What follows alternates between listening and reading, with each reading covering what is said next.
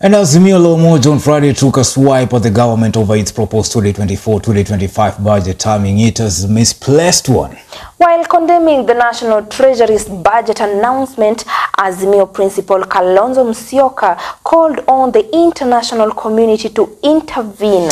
Now, the Wiper party leader also urged Kenyans in the diaspora to join their fellow citizens in condemning the recent budget allocations, saying the allocations did not prioritize the needs of Kenyans. Now, Azimio further instructed all members of parliament affiliated to the coalition to lead from the front in rejecting the finance bill, which is set to be tabled in parliament next week. Now, Kalonzo also flagged over 1 trillion Kenyan shillings in budget allocations, terming them misplaced allocations. The government was also accused of perennially failing to address the plights of Kenyans, and that the punitive taxes would plunge the country into an economic dilemma. Now, Azimio's presser comes barely a day after the National Treasury submitted its 2024-2025 budget proposal to the Parliament for approval. Bushebi Jr. reports. Azimio coalition now claims that 1 trillion Kenyan shillings is money allocated for corruption in Kenya Kwanza's 2024-2025 expenditure plan. 1 trillion shillings as budgeted corruption for the next financial year. In light of these grievous transgressions, we as a coalition urge the international community, the civil society organizations, and concerned citizens, both at home and abroad, to stand in solidarity with Kenyans. Led by Kalonzo Musyoka, the opposition flagged the funds as alleged misplaced allocations in the office of the president and 5 ministries. The coalition scrutinized the government's 2024 budget policy statement, identifying significant concerns and issuing warnings to Kenyan citizens. If the bill is passed as written, Kenyans must be prepared to give up their belts or what remains of them in the second wave of KK taxes.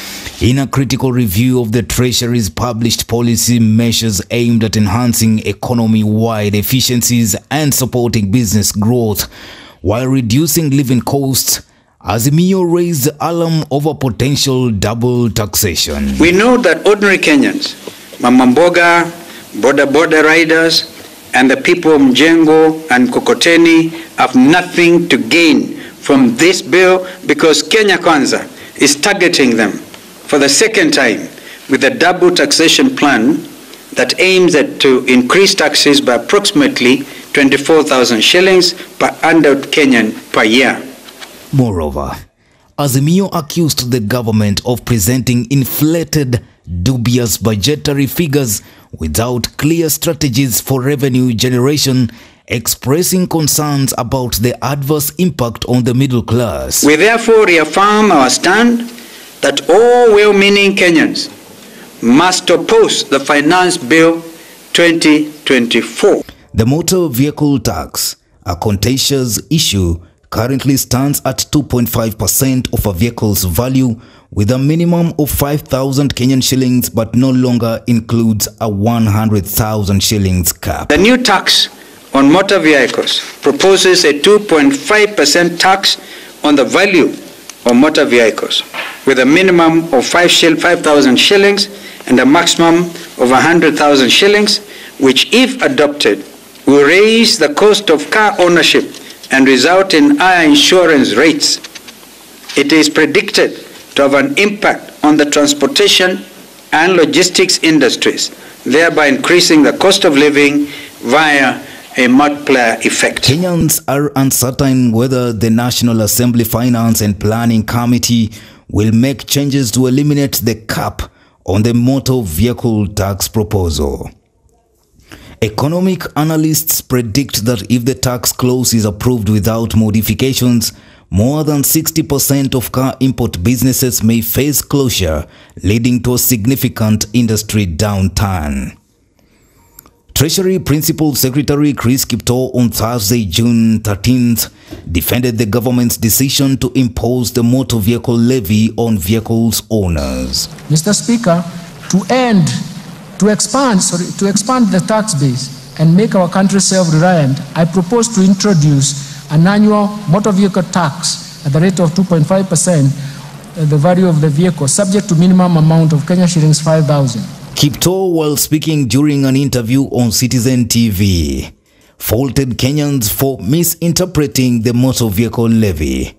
The PS further stated that the move to impose the motor vehicle tax was aimed at raising adequate revenues to stabilize the country's economy.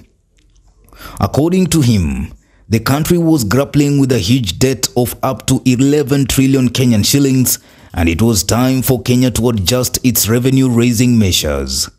Kenyans are now left with dilemma of the future, with some arguing that due to the high motor vehicle tax, 90% of motorists with comprehensive insurance are considering switching to third-party coverage, indicating a shift in insurance preferences. Insurance costs are also passed on, they are increased, then it means that the insurance penetration rate that we are talking about is likely to reduce.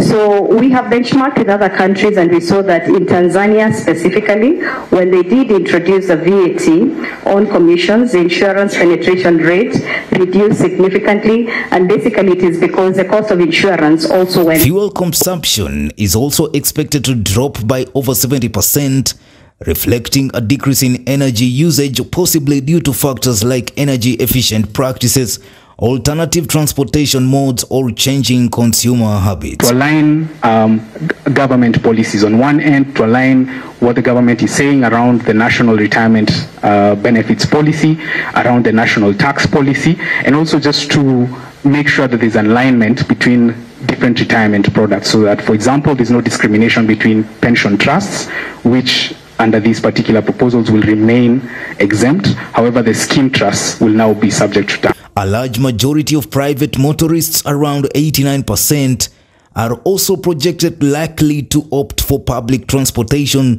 over using their cars, driven by reasons such as high fuel prices, traffic congestion, and environmental concerns. Kiangalia hivi sasa wameongeza kila mahali. Travel is expected to be limited to essential purposes only, as Kenyans will prioritize financial safety as a response to the ongoing high taxation.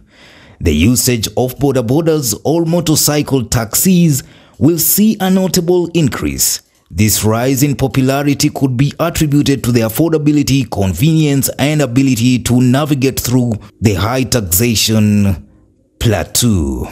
Pundits argue that the economy is projected to be negatively impacted by more than 50% as various sectors face funding cuts. Our issue is not on the revenue side.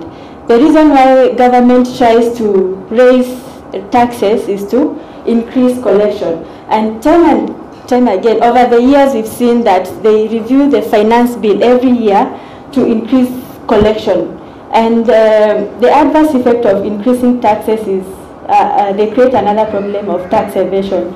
The whole budget message for us as the Institute of Economic Affairs is for Kenyans to understand that really times are tight, and government is unprepared to cut a lot of expenditures, and therefore that's why there's a bridging that is required from the new finance bill, which was not the business yesterday. The business yesterday was for the cabinet secretary to present the expenditure proposals. But he mentioned in that speech that the finance bill is passed so that an additional 340 billion shillings will be raised. 340 billion shillings will be raised from the new finance bill, bringing, of course, government expenditures all the way back to about 3.4 trillion or 3.5 trillion. For Maisha TV, I'm Bushabi Jr.